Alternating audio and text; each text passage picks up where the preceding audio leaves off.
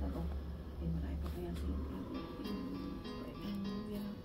ngayon nga, bumili na naman ng isang unit na own sa Ecuador.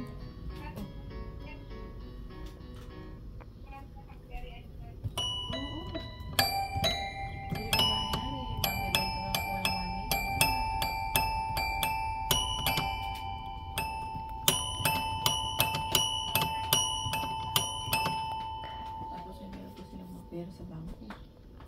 Marami ng pera yun. Sabi mo sa kanya, napakatanga mo ako. Ako sa bahay na yan, secure na nga ako yan, sa'yo na yan.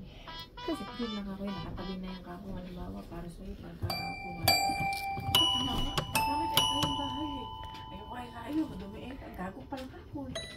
Bilinisin lang ako yan, kaganda rin ako, gago. At, nakakatangang tao.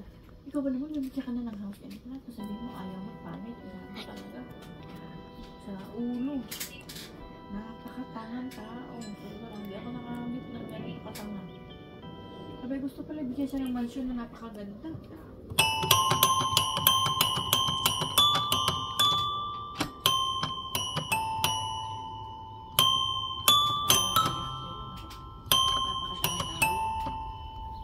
Nakumukha ko sama-sama mamaya.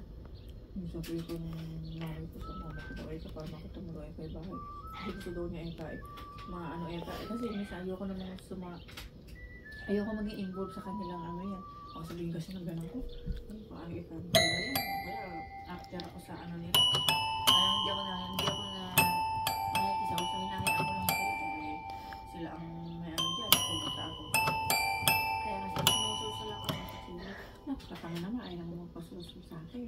At pinapairal yung tatangahan niya. Hindi nga kasi nakakailan. Siyempre, sabi, usapang ari-arian at ano na ang pinag-uusapan. Siyempre, pwera na ako dyan. Saka alam ko naman na ano, ako sabihin mo, mukha ikaw kung pwera na ano.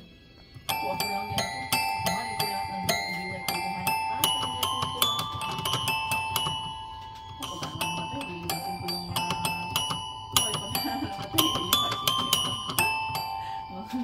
mga alahas niya. Yun man lang, hindi akin na yun. Kaya ulo na eh. Ako, ito yun. Napakatangang tao. Hindi ako talaga nakamit ng ganyan katangang tao. Pero tangang buhay ko. Ano hindi ka pa? Kaya siyempre, marami-rami ito magaganda dyan. Ikaw ko ako. Siyempre ako ubod ng mahal ng mga iba, kaya nakauso ng nanay mo yan. Siyempre ka, paayos mo ako, ano, pakunti-kunti ka ako, pwede ka akong paayos mo yan. Importante ka ako, ayan, hakat mo yun na. Sa'yo na ako yan, hindi ko na makikihat, hindi na, hindi ng mga kapatid.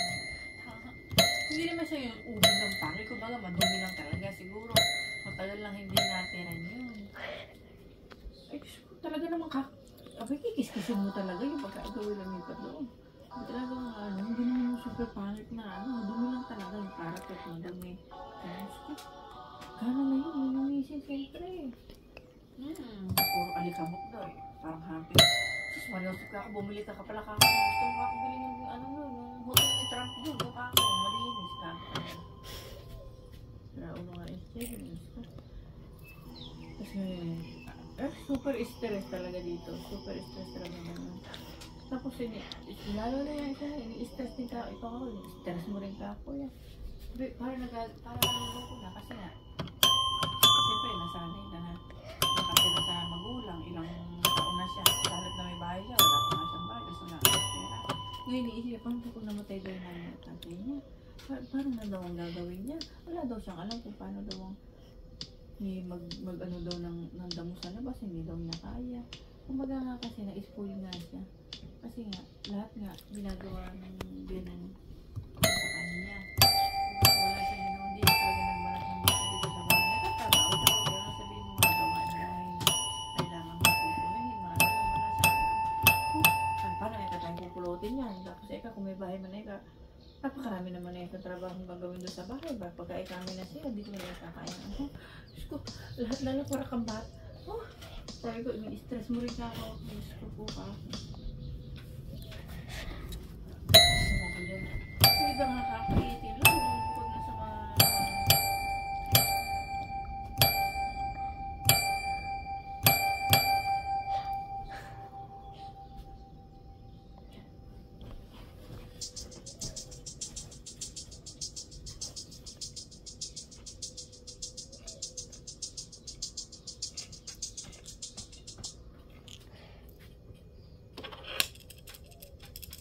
Ano ka ba?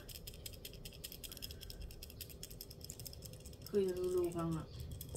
Parang ganap ngayon dito. Kasi pagbalik tong mga...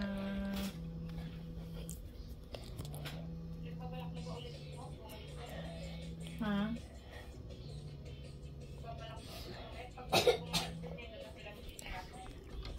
Ayun na sabi. Ayun na sabi. Magandang ano. Namaya sa akin. Sabi ka kay Chelo, wala akong problema na kahit ako magkayod kalabaw din ka ako, kung makabukod lang ako tayo. Diba nakakong sahod din na ano, pambayad ng bill sa bahay. Pamukod lang ako tayo ng sarili natin. Hindi. Sinabi ko siya, hindi ka mukha ko sa atin. Uwi ako sa amin.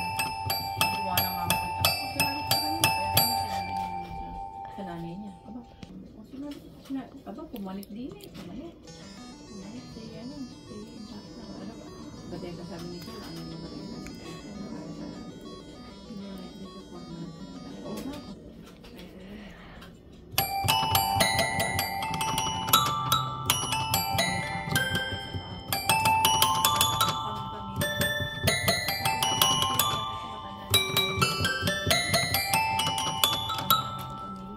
Abay, kung gusto niya, dahil sa kanya niya itira. O, di ba? Magsama-sama sila ang tatlo. Ang problema, basta ako hindi papayag. Hindi talaga pa. Sinabi ko kay Shelly yun. Hindi ka ako papayag na lili pa tayo. Tapos karay-karay ka ako natin yan. Gago ka ba ka ako? Pagka ako yan eh, ano, hindi ko hindi mabantayan ko na lang ako kung dalawang bata na. Pagka ako magkamali, isama-sama ka. Kami talaga mag-aaway. Sabi ko sa kanya, wala ako siya. Person detected at front door. Sinabi sa kanya, isipin mo ang safety first ako talaga dapat. Ang pera ka, kinikita yan. Pero kako yung masama ka kung mangyayari. Aba, isang beses lang ka kung mangyayari masama yan. Ako, yan kako, di mo na ako maibabalik. Ano ka ako, nangyayari pag ano ka, sorry na lang, gago ka ba ako? Pwede yun. Kaya, magtatrabaho pa nga ako eh. Dalawang beses ako umuwi. Hindi ko alam kung ilang beses na nangyari to. Umuwi ako. Nahanap ko sila. Sabi niya nung, ano na ka sa baba? Nakita kay Christian. Nakita ko sila yan. Nakahiga doon sa kama ni Christian. At hawak-hawak yung ano. Yung cellphone. Ano ba mga ko? Baka mamaya nga, minulest na niya. Hindi ko pa alam. Ano nga nagsasalita niya. O, ito na ginagawa niya. Dumating dito si Christian. Siya na ang pinag-alaga niya. Samantalang nung wala pa si siya dito, kung pagtulakan niya ako sa pagtatrabaho, miserable buhay ko dito. Lagi niya pinare-realize sa akin na tamad ako.